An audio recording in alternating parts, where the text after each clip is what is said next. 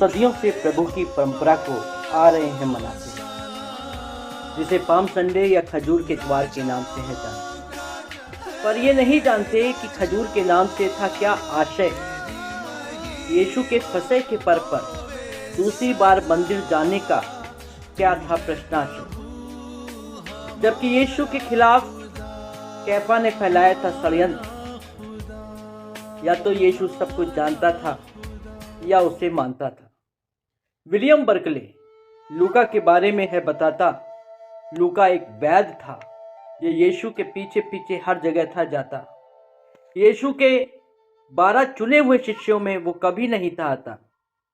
और वही संत लूका अपनी किताब में यूं है फरमाता, यरीहो से यरूशलेम की दूरी 35 किलोमीटर है बताता। प्रभु यीशु के जन्म से मृत्यु तक के बारे में भी लूका वहां की सामाजिक परिस्थितियों को है समझाता। इज़राइल देश में 3 प्रकार की सभ्यताएं, यूनानी, रोमन, यहूदी देखने को थी मिलती।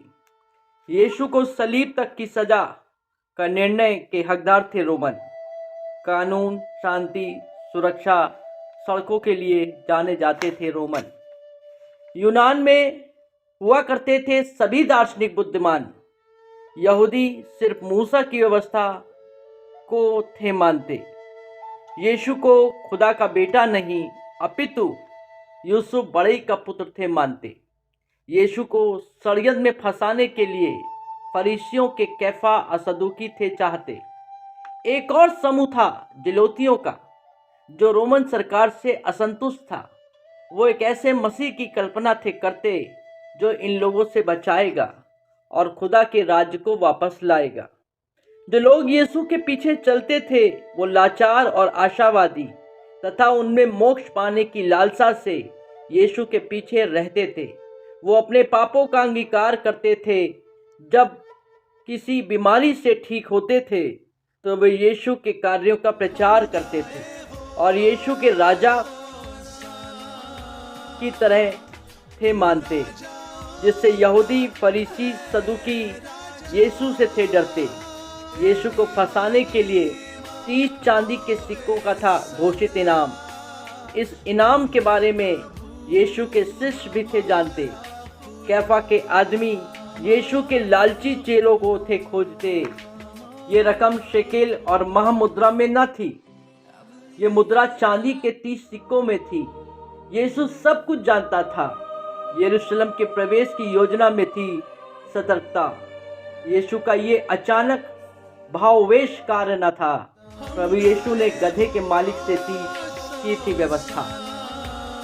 यीशु का प्रवेश जकरिया के 9वें अध्याय की 9वीं आयत को है बताता, हे सियोन बहुत ही मगन हो, हे यरूशलेम जय जयकार कर, क्योंकि तेरा राजा तेरे पास आएगा।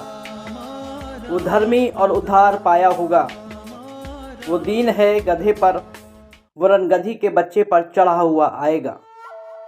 संत लूका भी इसे अपनी पुस्तक के 22वें अध्याय में है बताता, अखमीरी रोटी का पर्व जब आया, फसह का मेमना बलि था करना।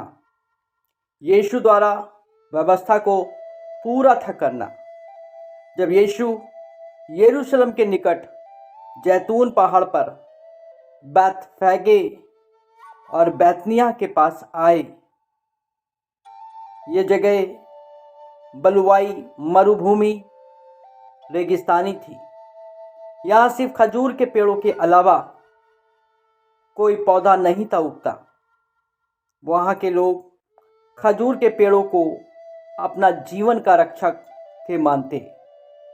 जब यीशु उस रास्ते से निकलते, खजूर की पत्तियों को देखकर अपने शिष्यों को थे सिखाते।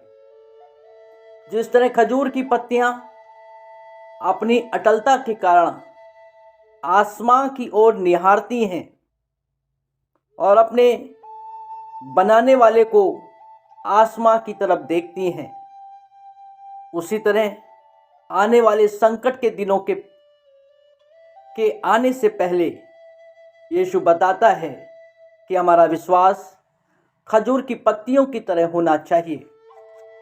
यरूशलेम में यीशु के प्रवेश एक अंतिम थी याचना। यीशु ने अपने 2 शिष्यों यूहन्ना और पतरस को इस पर्व के लिए था चुना। दोनों शिष्यों को यीशु ने निर्देश था दिया। यूहन्ना ने अपने 12वें अध्याय की 14 और 15वीं आयत में है लिखा, जब यीशु को एक गधे का बच्चा मिला तब वो उस पर बैठा, जैसा है लिखा, तेरा राजा गधे के बच्चे पर बैठकर है आता। यीशु ने फसह के पर्व पर शांति यात्रा में जाने के लिए गधे का बच्चा, कोल्ट, लादू या बछेड़ा को था चुना। उस समय गधा निष्कृष्ट पशु न था, अपितु उत्कृष्ट पशु था माना जाता। केवल युद्ध के समय राजा घोड़े हाथी पर थे जाते। जब वे शांति की यात्रा में थे आते, वे गधे पर सवार होकर शाही अंदाज में थे आते। प्रभु यीशु ने गधे के बच्चे को था क्यों चुना? गधे के बच्चे के चयन में यीशु का तार्किक तत्व था देखने को मिलता। गधा शांति का प्रतीक था, खुदा की बनाई योजना का वो पशु था जिसकी पीठ पर सलीब का निशान भी होता। शांति के राजकुमार का गधे की सवारी के उद्देश्य को है दर्शाता। यीशु का यरूशलेम में गधे पर सवार होकर आना, प्रेम, शांति, सद्भावना के साथ लोगों के बीच पवित्र शास्त्र को था सुनाना। जकरिया की भविष्यवाणी को भी था पूरा करना। महान उद्देश्य को प्रारंभ करने का सूत्रपात था करना। पुराने नियम के राजा के पहले अध्याय उसकी 33 आयत में दाऊद है बताता। दाऊद अपने लोगों से कहता, मेरे पुत्र सुलेमान को मेरे खच्चर पर चढ़ाओ, गिहोन की ओर ले जाओ, ताकि नतान नबी इज़राइल के राजा होने के लिए उसका अभिषेक करे। संत लूका ने भी व्यवस्था के इस फसह के पर्व को किस तरह मनाने को है बताया, जो उसने सुसमाचार में 23वें अध्याय की 39 से 44 आयत में है जताया। पहले दिन खजूर के वृक्षों से उत्पन्न और उनके घने वृक्षों की डालियों को लेकर परमेश्वर के सामने 7 दिनों तक यहोवा का पर्व था मनाना। इसी व्यवस्था और भविष्यवाणी को पूरा करने के लिए यीशु दूसरी बार फसह पर्व को मनाने थक गया, जो यीशु के विजय प्रवेश को है बताता। जब वो गधे पर बैठकर चला, उसके पीछे चलने वाले लोगों ने उसके आगे आगे कपड़ों को उतार कर लगे बिछाने और खजूर की डालियों को भी लगे बिछाने। सभी ने संपूर्ण आनंद के साथ यीशु का स्वागत एक शांति के राजकुमार की तरह था किया। वे सभी चिल्ला चिल्ला कर कहते थे, हमारे पिता दाऊद का राज्य आ रहा है, धन्य है आकाश में होशन्ना। Bless the kingdom of our father David, hosanna in the highest.